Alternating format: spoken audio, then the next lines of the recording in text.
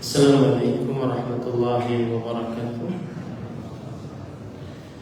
Bismillahirrahmanirrahim. Innal hamdalillah nahmaduhu wa nasta'inuhu wa nastaghfiruh wa na'udzu billahi min shururi anfusina wa sayyiati a'malina. Man yahdihillahu fala mudilla lahu wa man yudlil fala hadiya lahu. وأشهد أن لا إله إلا الله وحده لا شريك له وأشهد أن محمدا عبده ورسوله يا أيها الذين آمنوا اتقوا الله حق تقاته ولا تموتن إلا وأنتم مسلمون يا أيها الناس اتقوا ربكم الذي خلقكم من نفس واحدة وخلق منها زوجها وبث منهما رجالا كثيرا ونساء فاتقوا الله الذي تساءلون به والأرحام إن الله كان عليكم رقيبا يا أيها الذين آمنوا اتقوا الله وقولوا قولا سديدا يصلح لكم أعمالكم ويغفر لكم ذنوبكم ومن يطع الله ورسوله فقد فاز فوزا عظيما. أما بعد فإن أصدق الحديث كتاب الله وأحسن الهدي هدي محمد صلى الله عليه وعلى آله وسلم وشر الأمور محدثاتها وكل محدثة بدعة وكل بدعة ضلالة وكل ضلالة في النار. Alhamdulillah, kita bersyukur pada Allah Subhanahu wa taala pada hari ini, hari Kamis malam Jumat 25 Zulhijjah 1447 Hijriah bertepatan dengan 11 Juni 2026. Kita kembali dimudahkan oleh Allah Subhanahu wa taala untuk duduk bersama membaca kitab Bulughul Maram min Adillatil Ahkam yang ditulis oleh Al-Hafidh Ibnu Hajar Al-Asqalani rahimahullah. Dan pada kesempatan kali ini kita masih di dalam Kitabul Jami', kitab yang mengumpulkan hadis-hadis yang umum, dan masih di dalam babul birri wassilah, bab berbuat kebajikan dan menyambung hubungan yang baik. Salawat dan salam semoga selalu Allah berikan kepada Nabi kita Muhammad sallallahu alaihi wa alihi wasallam, pada keluarga beliau, para sahabat serta orang-orang yang mengikuti beliau sampai hari kiamat kelak. Dengan nama-nama Allah yang husna dan sifat-sifatnya yang mulia, kita berdoa, Allahumma inna nas'aluka ilman nafi'an wa rizqan tayyiban wa amalan mutaqabbala. Allahumma amin. Ahibati fillah, afani Allah wa iyyakum. Kita melanjutkan tentang hadis-hadis yang berkaitan dengan babul birri wassilah, bab berbuat kebajikan dan menyambung hubungan. Pada kesempatan kali ini kita membahas hadis yang ke-6 di dalam bab ini, dan hadis nomor 1468 dari kitab Bulughul Maram. Saya bacakan hadisnya.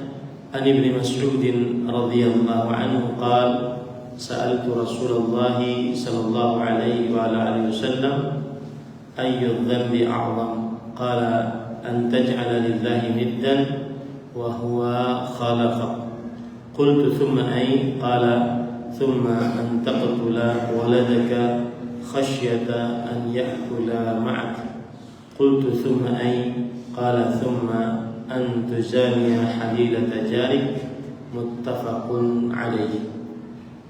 Dari Abdullah bin Mas'ud radhiyallahu anhu, beliau berkata, aku telah bertanya kepada Rasulullah sallallahu alaihi wasallam, dosa apakah yang paling besar? Beliau menjawab, engkau menjadikan untuk Allah sekutu, padahal Allah Subhanahu wa ta'ala telah menciptakanmu. Kemudian aku bertanya lagi, kemudian dosa apa lagi? Rasulullah SAW menjawab, kemudian engkau membunuh anakmu karena takut ia makan bersamamu. Aku berkata, kemudian dosa apa lagi?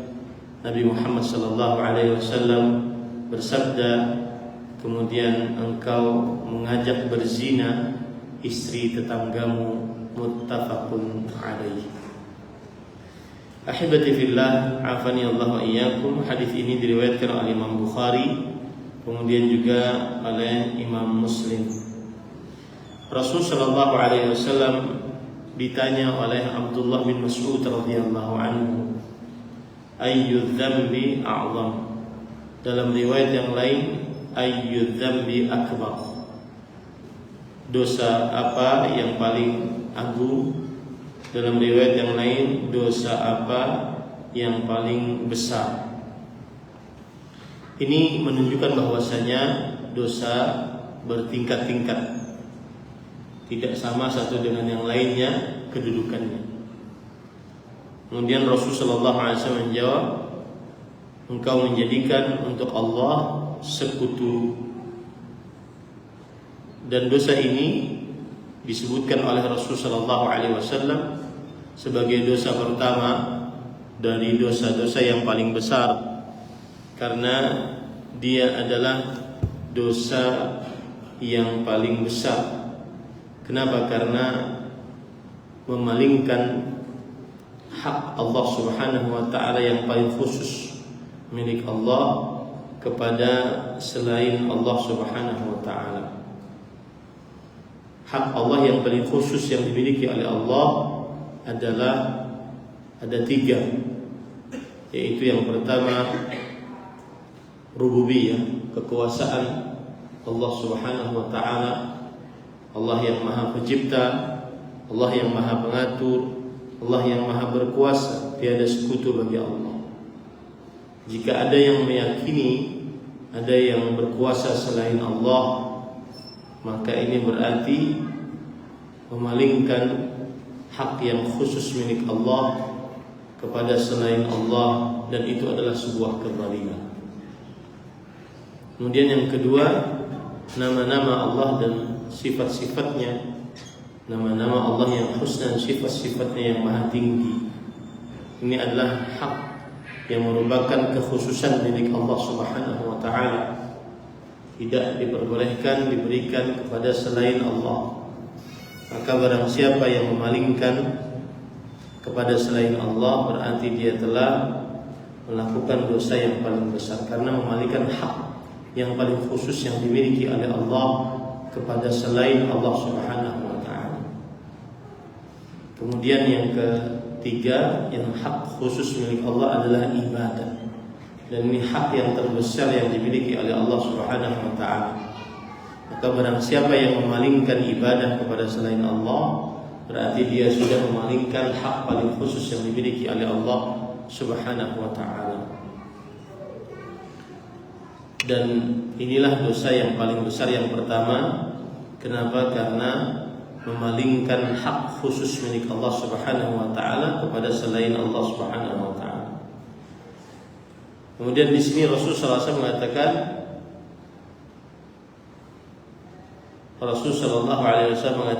wa huwa khalaqa, dan dialah Allah yang telah menciptakanmu.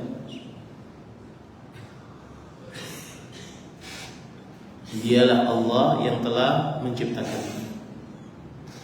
Ini menunjukkan bahwasanya kesyirikan apabila dilakukan dalam keadaan meyakini bahwa tidak ada yang mencipta, mengatur, berkuasa kecuali Allah, tetapi dia tetap melakukan kesyirikan, maka ini dosanya tambah besar. Kesyirikan jika dilakukan dalam keadaan orang tersebut meyakini bahwa Allah Subhanahu wa ta'ala satu-satunya yang mencipta, mengatur, berkuasa, maka ini kesyirikannya tambah besar. Makanya disebutkan an taj'ala lillahi niddan wa huwa khalaq. Kamu menjadikan sekutu bagi Allah, baik dalam kekuasaan, baik di dalam nama dan sifat, atau di dalam ibadah, padahal Allah lah yang telah menciptakan. Ini berarti orang ini mensyirikkan Allah dalam keadaan dia meyakini Allah Maha Pencipta, Maha Pengatur, Maha Berkuasa. Kemudian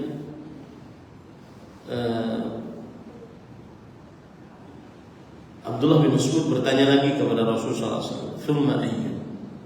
Yang artinya, kemudian dosa apa lagi yang lebih besar atau yang paling besar? Kemudian Rasul sallallahu alaihi wasallam menjawab, "An taqtula waladak khasyata an yat'ama ma'ak." Yang artinya, engkau membunuh anakmu karena takut ia akan makan bersamamu. Di dalam riwayat Bukhari, takhafu an yat'ama ma'ak. Engkau takut ia akan makan bersamamu. Ini menunjukkan bahwasanya orang tua tersebut tidak kasihan terhadap anaknya, lalu dia bunuh anaknya tersebut. Kenapa dia bunuh? Karena dia ingin nyaman sendiri dan tidak diganggu oleh anaknya. Dan ini para ikhwan dirahmati oleh Allah Subhanahu wa taala menunjukkan bahwasanya orang tua tersebut bakhil, padahal dia sanggup untuk memberikan kepada anaknya makanan, minuman, sandang, pangan, papan, tapi dia mempunyai sifat bakhil. Dan kita sebagai orang tua tidak boleh membunuh anak-anak kita karena dikhawatirkan miskin ataupun karena miskin beneran. Tidak boleh kita membunuh anak-anak kita karena khawatir kita miskin atau karena memang benar-benar miskin. Tetap tidak boleh. Allah berfirman dalam surat Al-An'am ayat 151, "Wala taqtulu auladakum min imlaq."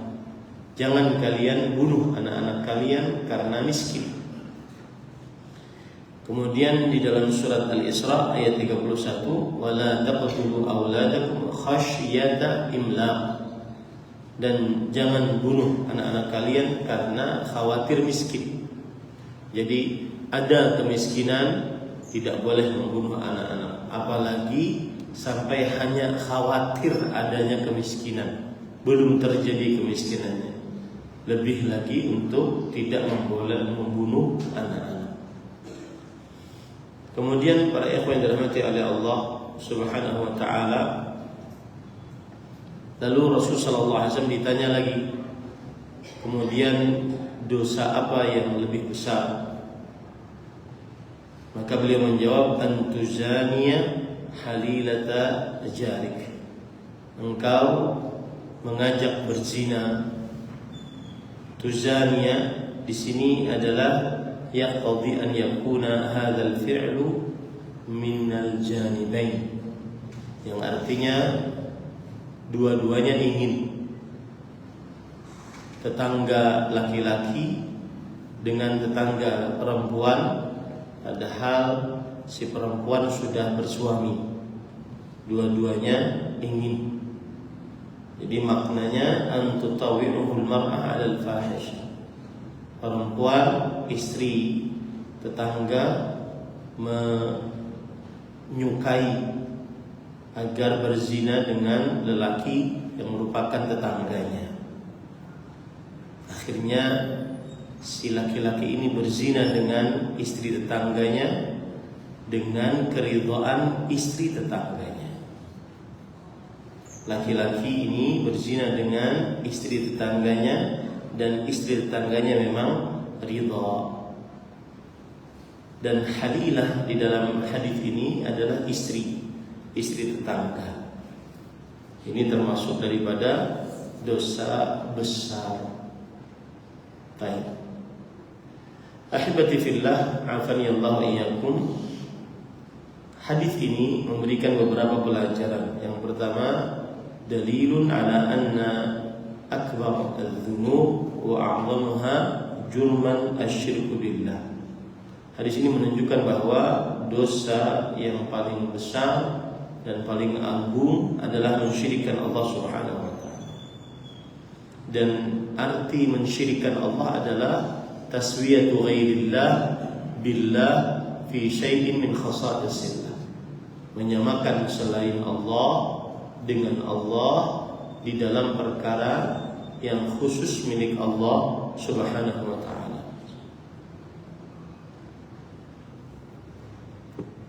Menyamakan selain Allah seperti manusia, seperti malaikat, seperti binatang, seperti jin. Menyamakan selain Allah dengan Allah dalam perkara yang khusus milik Allah, seperti perkara rububiyah, kekuasaan, mencipta, mengatur, berkuasa, atau perkara nama-nama dan sifat-sifat, atau perkara ibadah. Maka inilah kesyirikan, dan itu adalah dosa besar. Dan kesyirikan ada yang berbentuk kesyirikan besar dan ada yang berbentuk kesyirikan kecil. Kesyirikan besar mengeluarkan pelakunya dari Islam, menghapuskan pahala pelakunya seluruhnya. Pahala amal saleh orang yang melakukan kesyirikan akan terhapus. Walau asyraku la habita anhum ma kanu ya'malun. Kalau seandainya mereka melakukan kesyirikan, maka akan terhapus apa yang telah mereka lakukan dari amal saleh. Sedangkan pelaku syirik kecil, maka yang dihapuskan hanya dosa syirik kecil saja dari pahala-pahalanya. Kemudian syirik besar bisa terjadi pada kekuasaan, atau pada nama-nama dan sifat-sifat Allah, atau pada ibadah. Syirik besar terjadi pada kekuasaan, diantaranya yaitu menyamakan selain Allah dengan Allah dalam perkara pengaturan penciptaan kekuasaan, seperti kaum Nasrani dan kaum Yahudi dan kaum Qadariyah dan kaum Majusi. Mereka semua menyamakan selain Allah dengan Allah di dalam perkara rububiyah, kekuasaan Allah Subhanahu wa taala. Bahwa mereka meyakini ada yang mengatur, mencipta, berkuasa selain Allah Subhanahu wa taala. Seperti juga Fir'aun yang menganggap dirinya Tuhan yang berkuasa selain Allah Subhanahu wa taala. Kemudian syirik besar di dalam perkara asma wa sifat, nama-nama yang husna, sifat-sifat Allah yang ulia, yaitu diantaranya mengingkari nama-nama dan sifat-sifat Allah. Wa dharul ladzina yulhiduna fi asma'i, dan tinggalkanlah orang-orang yang berbuat ilhad di dalam nama-nama Allah. Orang-orang yang mengingkari nama-nama dan sifat-sifat Allah, atau orang-orang yang memberi nama-nama berhala mereka diambilkan dari nama-nama Allah Subhanahu wa taala. Ini syirik besar di dalam perkara nama-nama dan sifat-sifat Allah Subhanahu wa taala. Kemudian syirik besar di dalam ibadah, yaitu memalingkan segala macam jenis ibadah kepada selain Allah Subhanahu wa taala.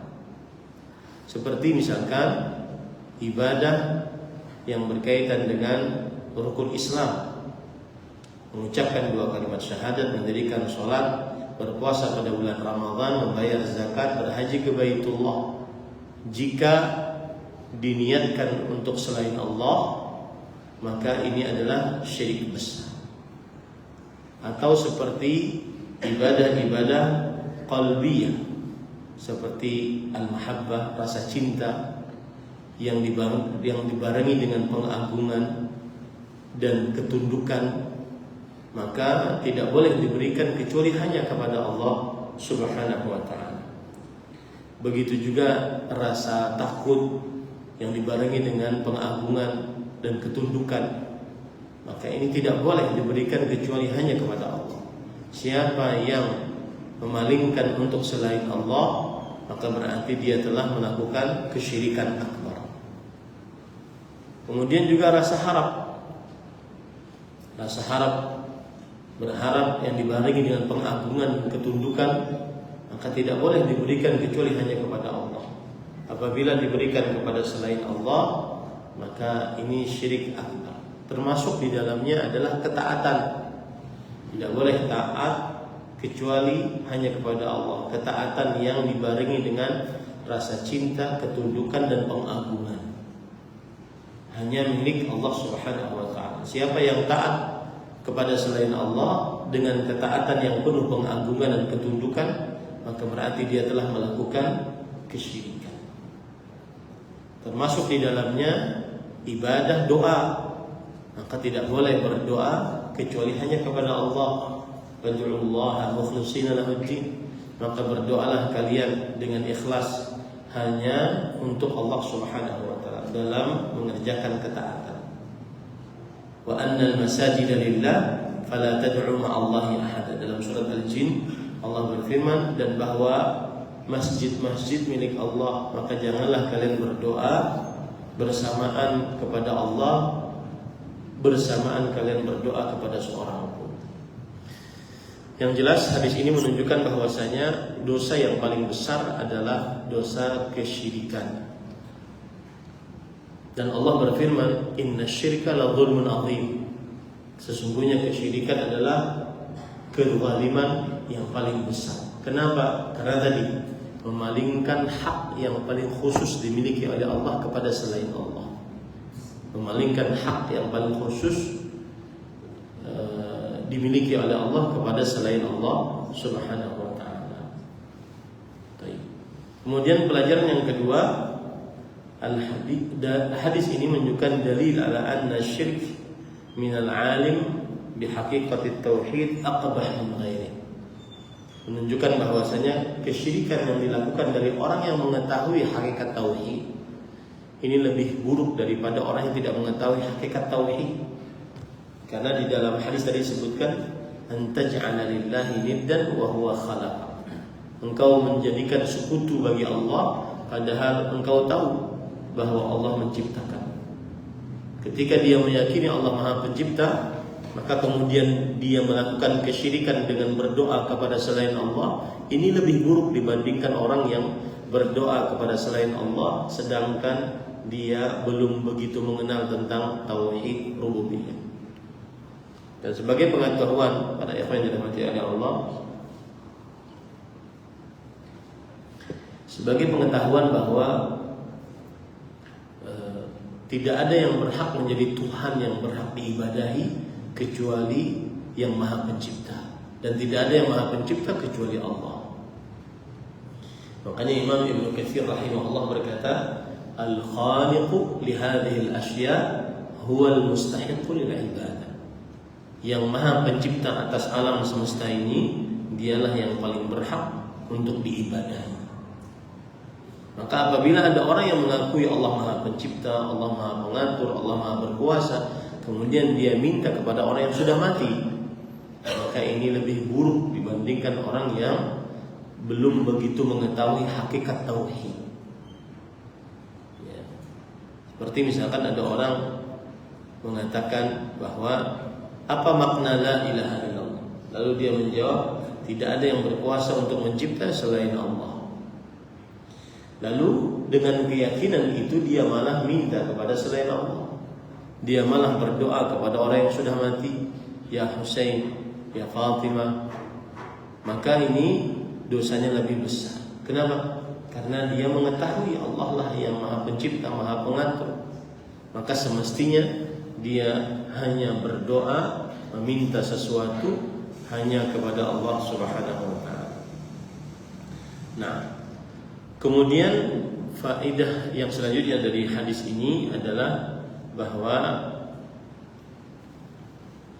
dosa yang paling besar setelah kesyirikan yaitu membunuh. Makanya Imam Ahmad rahimahullah berkata, la a'lamu dzanban a'zama ba'da syirik min qatlin nafs bighairi haq. Aku tidak mengetahui ada dosa yang lebih besar setelah dosa kesyirikan dibandingkan membunuh tanpa kebenaran. Maka jangan sampai membunuh, apalagi yang dibunuh ini adalah anaknya. Dan apalagi sebabnya karena takut miskin atau karena takut makan bersama dirinya.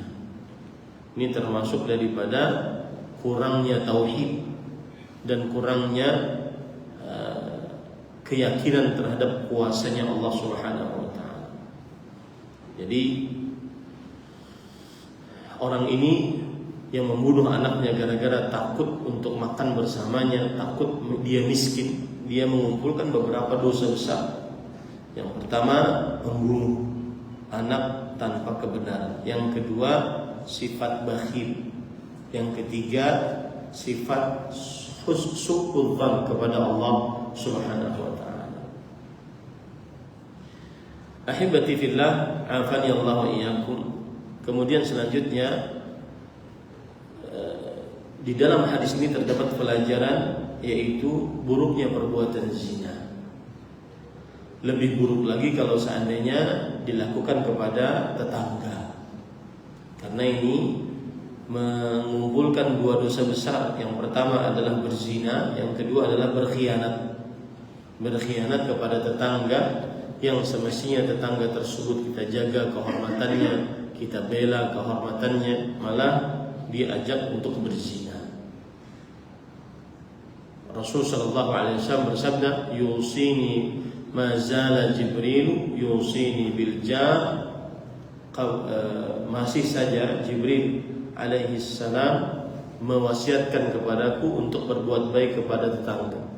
Hatta dhanantu annahu sayuwarrithu. Sampai aku mengira bahwa Jibril alaihissalam akan memberikan warisan kepada tetangga. Rasul sallallahu alaihi wasallam bersabda, "Man kana yu'minu billahi wal yawmil akhir falyukrim jarah."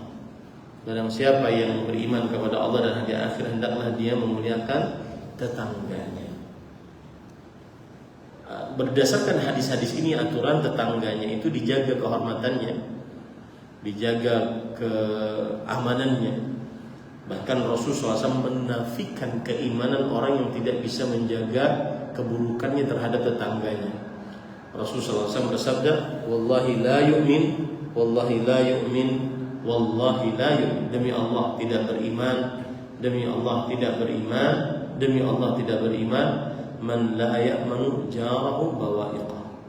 Barang siapa yang tetangganya, barang siapa yang tidak bisa menjaga keburukannya terhadap tetangganya. Nah, kemudian saya ingin mengingatkan di sini tentang apa hubungan hadis ini dengan babul birri wasilah. Hubungan hadis ini dengan bab berbuat kebajikan dan menyambung hubungan, yaitu pada kata-kata mengajak tetangga berzina, mengajak istri tetangga berzina. Ini inti pendalilan hadis ini yang berkaitan dengan bab yang aturan kita menjaga hubungan dengan tetangga, berbuat kebajikan dengan tetangga, maka kemudian dia malah melakukan khianat terhadap tetangganya. Ini adalah inti pendalilan dari hadis ini. Kemudian juga inti pendalilan dari hadis ini yang berkaitan dengan bab kebajikan dan menyambung hubungan adalah yaitu membunuh anak. Membunuh anak gara-gara takut miskin atau dikhawatirkan miskin. Maka ini juga hubungan hadis ini, inti pendalilan dari hadis ini yang berkaitan dengan bab. Jadi termasuk daripada bukan kebajikan dan bukan menyambung hubungan yang baik adalah membunuh anak gara-gara takut miskin atau mengajak istri tetangga berzina. Ini bukan kebajikan dan bukan menyambung hubungan yang baik dengan tetangga. Ahibati fillah, afani Allah iyyakum, karena dosa zina ini banyak tersebar, maka saya akan sebutkan beberapa hal yang berkaitan dengan perzinahan. Para ikhwah yang dirahmati oleh Allah Subhanahu wa taala, di dalam Al-Qur'an Allah Subhanahu wa taala berfirman, "Wala taqrabu az-zina innahu kana fahisha wa sa'a sabila." Yang artinya, janganlah kalian mendekati perbuatan zina. Sesungguhnya dia adalah perbuatan keji dan jalan yang buruk. Para ikhwan yang dirahmati oleh Allah Subhanahu wa taala, berdasarkan hadis ini atau ayat ini, maka diharamkan perbuatan zina. Karena ayat ini menunjukkan bahwasanya mendekati perbuatan zina saja diharamkan, apalagi sampai melakukannya. Mendekati perbuatan zina saja diharamkan, apalagi sampai melakukannya. Karena Allah berfirman, "Wala taqrabu az-zina." Janganlah kalian mendekati perbuatan zina. Baik. Kemudian juga haramnya perbuatan zina dilihat dari ayat ini juga, innahu kana fahisha. Sesungguhnya perbuatan zina adalah perbuatan fahish. Fahisyah yaitu adzambul ladzi yafhashuhu al-'aqlu wasyara'. Dosa yang dikejikan oleh akal sehat sebelum syariat. Dosa yang dikejikan, dianggap keji oleh akal sebelum syariat. Kemudian juga keharaman zina dilihat dari yang disebutkan oleh Allah, wasa'a sabila, dan jalan yang buruk. Kenapa? Karena perbuatan zina memutuskan keturunan, memutuskan nasab. Dan kita dalam agama Islam ada 5 perkara yang wajib dijaga, jangan sampai rusak. Di antaranya adalah hifdzun nasab, menjaga keturunan.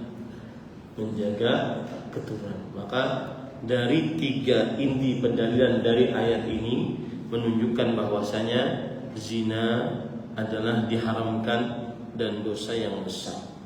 Itu ayat disebutkan oleh Allah dalam surah Al-Isra ayat 32.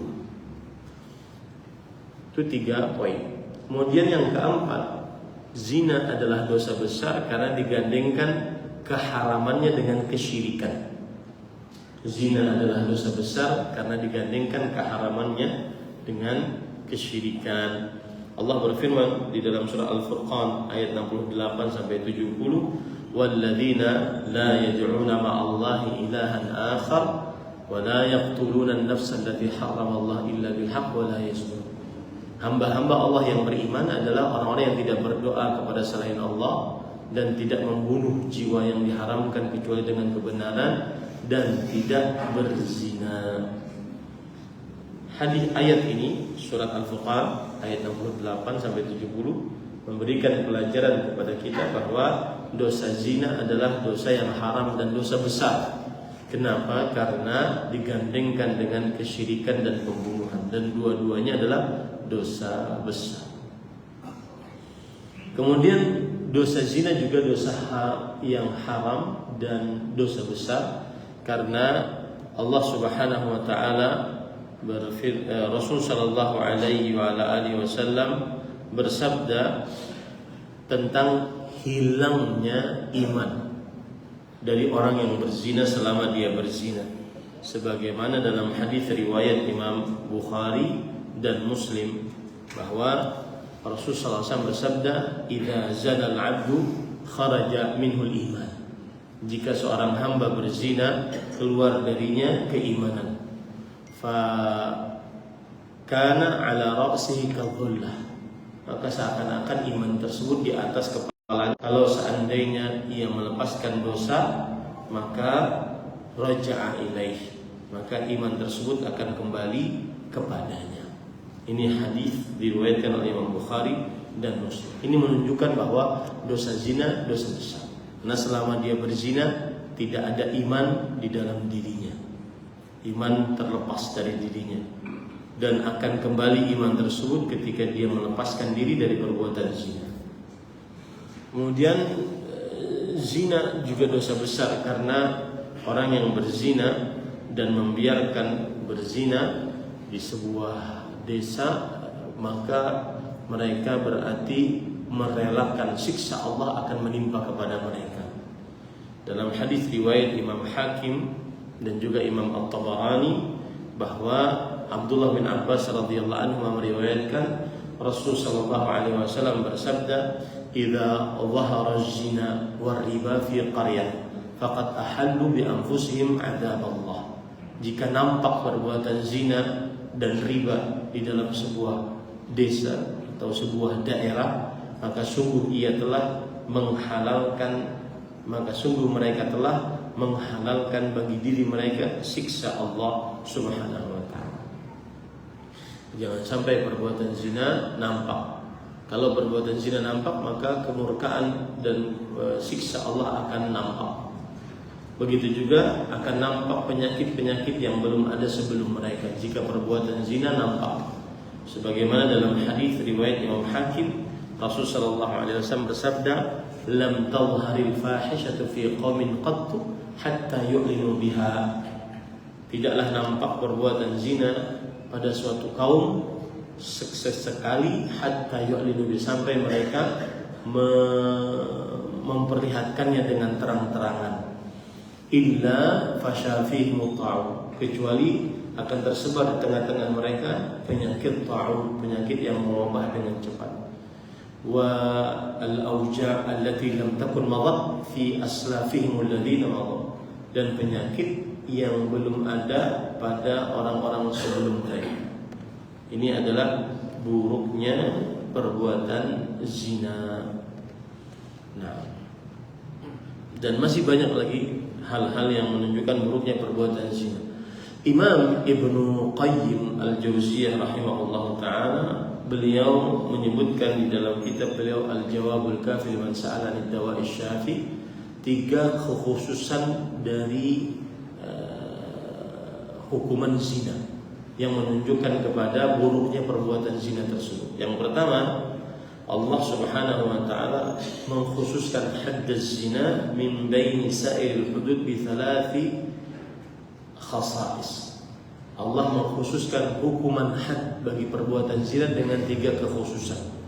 Ahaduhuma al-qatlu fihi bi ashna'il qatalat, yaitu membunuh pelaku zina dengan cara membunuh yang paling keji, yaitu dilempari dengan batu apabila dia sudah menikah dan dia berzina.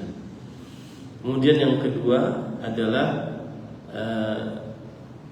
tidak boleh seorang merasa kasihan saat merajam orang yang berzina. Tidak boleh seorang merasa kasihan saat merajam orang yang berzina. Yang ketiga, harus disaksikan oleh sebagian kaum muslimin. Tidak boleh sembunyi-sembunyi rajamnya, harus terlihat oleh kaum muslimin. Ini semua menunjukkan buruknya perbuatan zina. Belum lagi buruknya perbuatan zina dilihat dari siksa di dalam kubur. Siksa di dalam kubur. Nah, kita kembali ke kitab kita.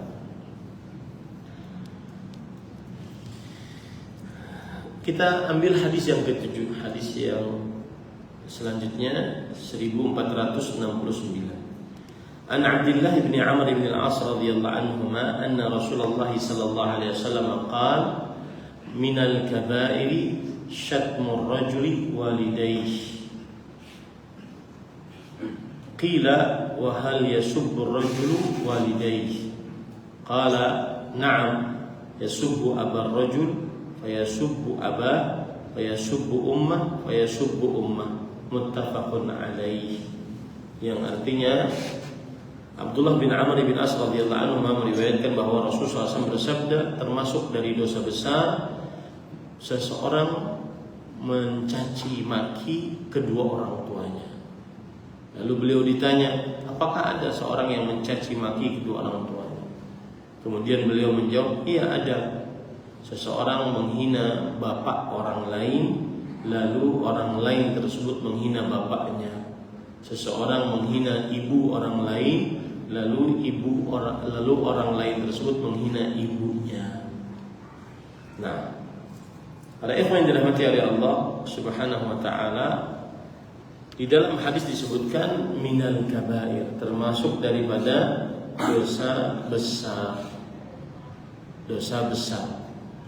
Hal ini kenapa disebut sebagai dosa besar? Karena menghina seorang muslim itu dosa besar. Apalagi kalau seandainya yang dihina adalah orang tuanya. Menghina seorang muslim saja dosa besar, apalagi yang kalau dihina adalah orang tuanya. Kemudian pada ikhwan dirahmati oleh Allah Subhanahu wa taala,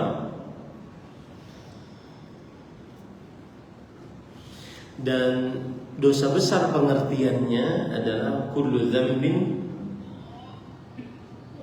khatamahu Allah binar aw la'ana aw 'adab. Setiap dosa yang diancam oleh Allah dengan neraka atau siksa atau murka atau laknat, itu adalah dosa besar.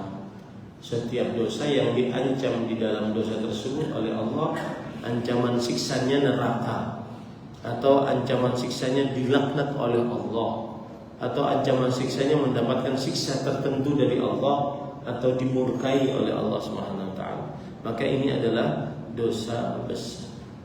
Nah, salah satu dosa besar adalah syatmur rajul walidayhi. Seseorang menghina, mencaci, merendahkan orang tuanya. Bagaimana cara ada anak yang merendahkan orang tuanya, menghina orang tuanya? Maka jawabannya adalah dia penyebab sehingga orang tuanya dihinakan. Dia penyebab, dia menghina orang tua orang lain menghina orang tuanya. Nah, sebelum adzan saya lanjutkan sedikit saja. Apa faedah yang kita bisa ambil dari hadis ini? Yang pertama adalah menunjukkan bahwa kedudukan yang tinggi yang dimiliki oleh kedua orang tua. Makanya apabila ada perbuatan kita yang merendahkan, yang menyebabkan rendahnya derajat orang tua, maka ini termasuk daripada dosa besar. Kemudian hadis ini menunjukkan bahwasanya al-mutasabbib kal mubashir, orang yang menjadi penyebab dia seperti pelaku langsung. Sang anak menjadi penyebab orang tuanya dihina, dicaci, direndahkan, maka dia seperti menghina orang tua sendiri.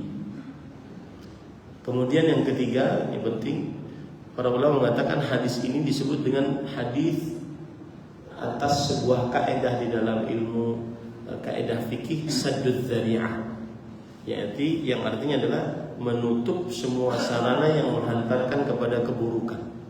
Kita tidak ingin orang tua kita dihina, maka jangan kita menghina orang lain. Kita tidak ingin Allah yang kita ibadahi dihina, maka jangan menghina Tuhan agama lain. Kita tidak ingin rumah Allah Al-Ka'bah Al-Musyarrafah dihina, maka jangan menghina tempat ibadah orang lain. Ini namanya kaidah saddud dzari'ah. Itu kaidah menutup hal yang bisa menghantarkan kepada dosa dan keburukan. Allahu a'lam. Silakan.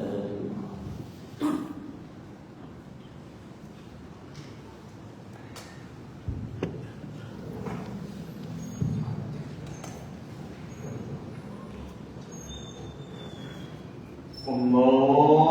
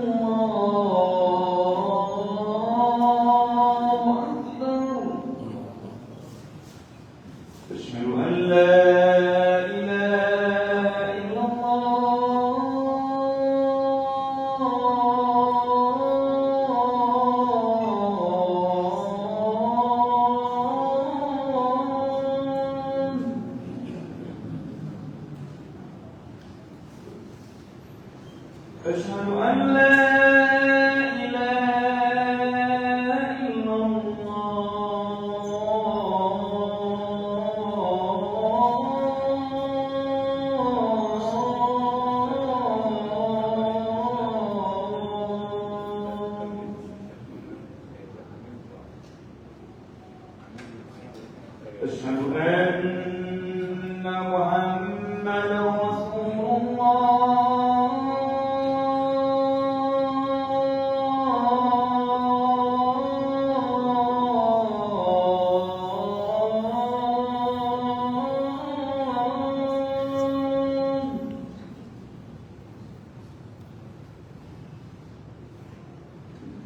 أشهد أن محمدا رسول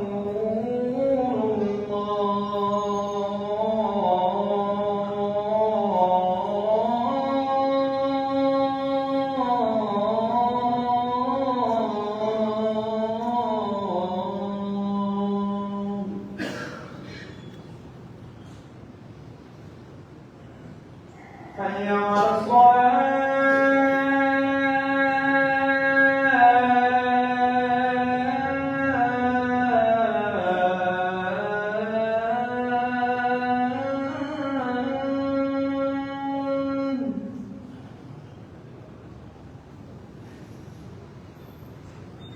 حي على الصلاة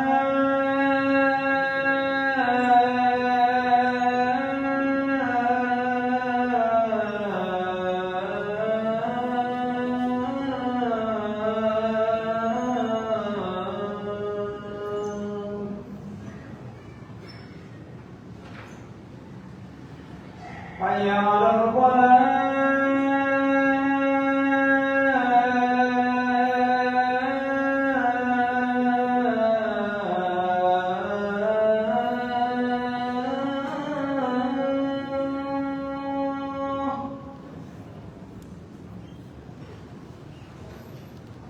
حي على الفلاح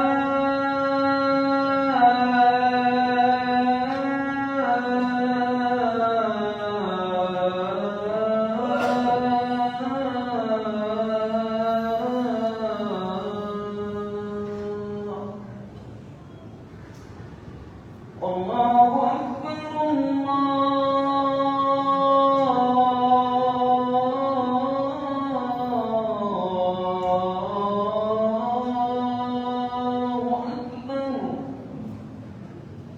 لا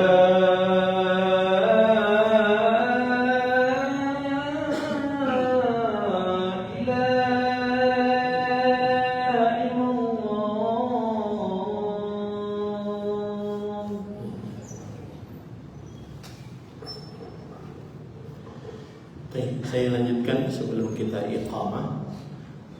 Kemudian para ikhwan yang dirahmati oleh Allah Subhanahu wa taala, hadis selanjutnya, hadis yang ke-8 nomor 1470, an Abi Ayyub radhiyallahu anhu anna Rasulullah sallallahu alaihi wasallam qala la yahillu limuslimin an yahjura akhahu fawqa 3 layal yaltaqiyani fayu'ridu hadha wa yu'ridu hadha wa khairuhuma alladhi yabda'u bis-salam muttafaqun alaih.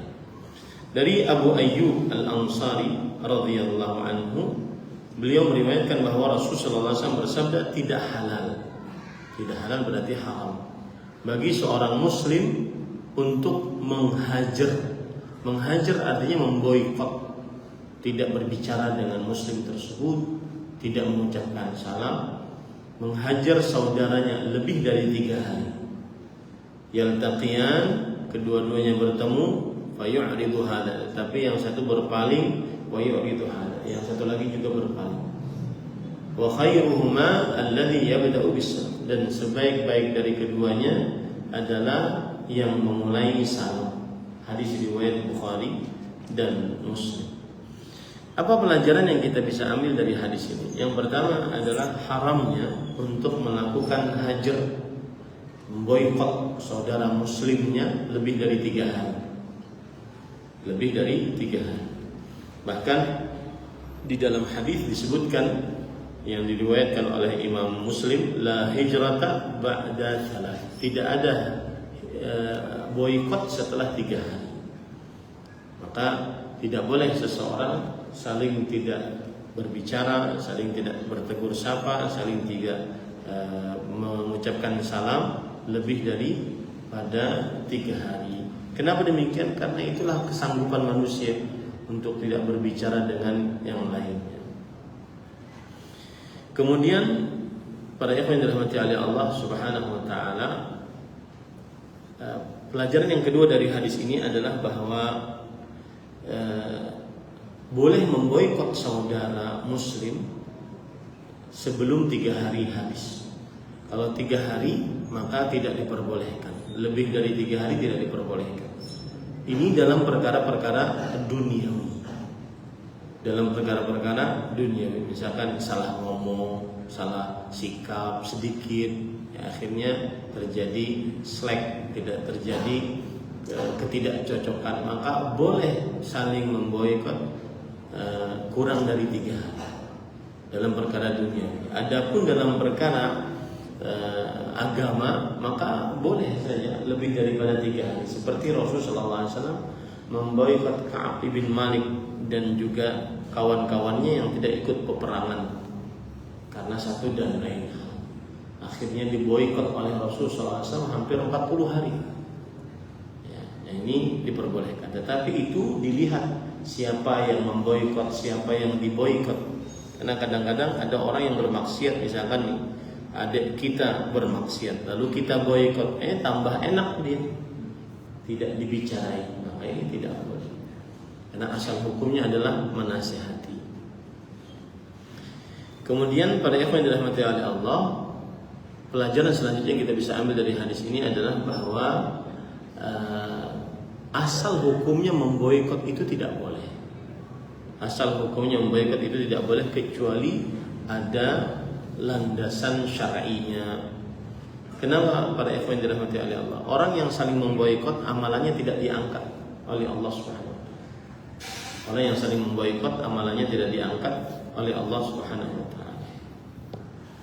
Dalam sebuah hadis yang diriwayatkan oleh Imam Muslim bahwa tuftahu abwabul jannah yaumal itsnain wa yaumal khamis. Pintu-pintu surga dibuka pada hari Senin, hari Kamis. Fayughfaru likulli 'abdin muslim. Maka setiap hamba yang muslim diampuni dosanya.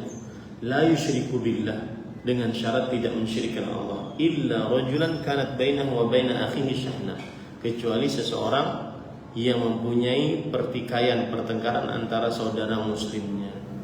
Fayuqal, maka untuk 2 orang ini unduru hadain hatta yastaliha. Lihat dulu, tunggu dulu untuk 2 orang ini. Kalau mereka berdamai, maka diampuni dosanya. Unduru hadaini hatta yastaliha. Kalau mereka berdamai, diampuni dosanya. Berarti selama belum berdamai, tidak diangkat amalannya di hadapan Allah Subhanahu wa taala. Kemudian sebab yang kedua kenapa memboikot itu diharamkan, karena berarti nanti tidak ada lagi medan lapangan untuk memberi nasihat. Dikit-dikit boikot, dikit-dikit boikot. Maka ini tidak ada lagi kesempatan untuk memberikan nasihat. Kemudian yang ketiga adalah yaitu kalau terjadi pemboikotan, maka yang ada adalah terjadi penghinaan, pencacian, kemudian juga penyebaran aib. Ini kalau seandainya terjadi pemboikotan. Kemudian pelajaran selanjutnya dari hadis ini adalah ketika Rasulullah SAW tadi bersabda, wa khairuhuma alladhi yabda'u bis-salam. Dan sebaik-baik dari kedua orang yang sedang memboikot, yang memulai salam. Yang memulai salam. Sebagian ulama mengatakan bahwasanya kalau salam sudah dimulai berarti selesai boikot. Kalau salam sudah terjadi di antara kedua orang yang diboikot, maka berarti selesai boikot. Nah, baik. Hadis yang selanjutnya, hadis yang ke-9, hadis nomor 1471. An Jabirin radhiyallahu anhu qala Rasulullah sallallahu alaihi wasallam kullu ma'rufin sadaqah, akhrajahu al-Bukhari. Dari Jabir radhiyallahu anhu, Rasul sallallahu alaihi wasallam bersabda, setiap perbuatan yang ma'ruf adalah sedekah. Hadis riwayat Imam Bukhari. Para ikhwan yang dirahmati oleh Allah, hadis ini merupakan hadis jawami'ul kalim, ucapan yang pendek tetapi syarat makna dari Rasulullah sallallahu alaihi wa ala alihi wasallam. Ini menunjukkan bahwasanya setiap perbuatan baik itu berarti kita sedang bersedekah kepada diri kita. Seperti misalkan kita sholat, kita puasa, kita baca Quran, kita menuntut ilmu, kita mengajarkan ilmu, itu berarti sedang bersedekah. Ini namanya bersedekah dengan badan. Ada bersedekah dengan harta seperti zakat, sedekah, nafkah, hadiah, hibah. Ini bersedekah dengan harta. Kemudian ada bersedekah yang mengumpulkan dua-duanya. Harta dikeluarkan, kemudian kekuatan juga dikeluarkan, seperti berhaji dan berjihad di jalan Allah Subhanahu wa taala. Intinya setiap amal kebaikan itu adalah sedekah terhadap diri sendiri. Kemudian hadis yang ke-10, hadis nomor 1472, an Abi Dzar radhiyallahu anhu qala Rasulullah sallallahu alaihi wasallam la tahqiranna minal ma'rufi syai'an walau an talqa akhaka biwajhin talq. Dari Abu Dzar radhiyallahu anhu, beliau berkata, Rasulullah SAW bersabda, jangan sekali-kali menghina dari kebaikan sedikit pun, meskipun engkau bertemu saudaramu dengan wajah yang tersenyum. Pelajaran yang kita bisa ambil dari hadis ini menunjukkan bahwasanya wajah yang tersenyum, muka yang berseri-seri ketika bertemu dengan saudara muslim, ini termasuk daripada kebajikan dan termasuk daripada ibadah kepada Allah Subhanahu wa taala. Kenapa? Karena ketika kita bertemu dengan orang lain dengan wajah yang tersenyum, itu berarti kita sedang memberikan kegembiraan kepada orang tersebut. Dan salah satu amalan yang sangat dicintai oleh Allah adalah antudkhila surur, memasukkan kegembiraan ke dalam hati seorang muslim. Bahkan Rasulullah SAW pernah bersabda, la an amshi ma'a akhin fi hajah, sungguh aku berjalan bersama saudaraku dalam sebuah keperluannya, ahabbu ilayya min an a'takifa fi masjid hadza syahr. Itu lebih aku sukai dibandingkan aku beriktikaf di Masjid Nabawi selama sebulan. Menunjukkan membahagiakan orang lain itu amal ibadah yang sangat luar biasa. Dan salah satu cara membahagiakan orang lain adalah bertemu dengan orang lain dalam keadaan tersenyum. Kemudian para ikhwan dirahmati oleh Allah Subhanahu wa taala, hadis ini juga menunjukkan bahwa Islam bukan hanya mengatur hubungan antara seorang hamba dengan Allah, tetapi juga mengatur hubungan antara seorang hamba dengan makhluk-makhluk Allah Subhanahu wa taala. Nah, kita lanjut, masih ada waktu. Kemudian para ikhwan dirahmati oleh Allah Subhanahu wa taala, hadis yang ke-11, hadis ke-1473, wa anhu qala Rasulullah sallallahu alaihi wasallam, idza tabakhta maraqatan fa'akthir ma'aha wa ta'ahad jiranaka, akhrajahuma Muslim. Dan dari Jabir, dari Abu Dzar radhiyallahu anhu juga, bahwa Rasul sallallahu alaihi wasallam bersabda, jika engkau memasak sebuah kuah, maka perbanyaklah kuahnya dan perhatikanlah tetangga-tetanggamu. Hadis keduanya diriwayatkan oleh Imam Muslim. Jadi kalau kita sedang memasak, maka perbanyaklah masakan tersebut, terutama dari sisi kuahnya. Kalau seandainya tidak sanggup untuk memasak, memperbanyak isinya. Dan jangan lupa tetangga-tetangga, mungkin mereka tercium bau masakan yang kita masak. Hadis ini menunjukkan kepada akhlak yang mulia, ya, yaitu berbuat baik kepada tetangga, berbuat baik kepada tetangga. Kemudian juga hadis ini dianalogikan untuk setiap apa yang bisa diberikan hadiah, ya. Artinya gini, kalau seandainya kita beli makanan, maka berikan juga kepada tetangga-tetangga kita, bukan hanya sekedar sayur yang dimasak, ya. Misalkan beli makanan, buah-buahan ataupun kue, maka rasakan juga kepada tetangga-tetangga kita. Analoginya, kiasnya di situ. Artinya kalau seandainya masakan itu kita berikan kepada tetangga, maka begitu juga makanan-makanan lainnya. Kemudian para ikhwan dirahmati oleh Allah Subhanahu wa taala, pelajaran dari hadis ini juga bahwa tahabu, saling memberi maka akan saling mendatangkan rasa cinta. Saling memberi akan mendatangkan rasa cinta, meskipun sedikit, ya, meskipun sedikit. Itu yang bisa disampaikan para ikhwan yang dirahmati oleh Allah Subhanahu wa taala. Dan kita setelah sholat Isya insyaallah tidak lanjut karena sudah selesai beberapa hadis yang kita baca lumayan banyak. Dan para ikhwan yang dirahmati oleh Allah masih tersisa 3 hadis di dalam bab ini, sehingga nanti kita masuk ke dalam bab selanjutnya, itu bab fadluz zuhd, bab keutamaan bersikap zuhud terhadap dunia, insyaallah taala. Nah, cukup insyaallah. Ini yang bisa disampaikan. Apa yang diberikan oleh Allah Subhanahu wa taala kita cukupkan dengan kafaratul majlis. Subhanallah wa bihamdihi asyhadu an la ilaha illa anta astaghfiruka wa atubu ilaik. Wassalamualaikum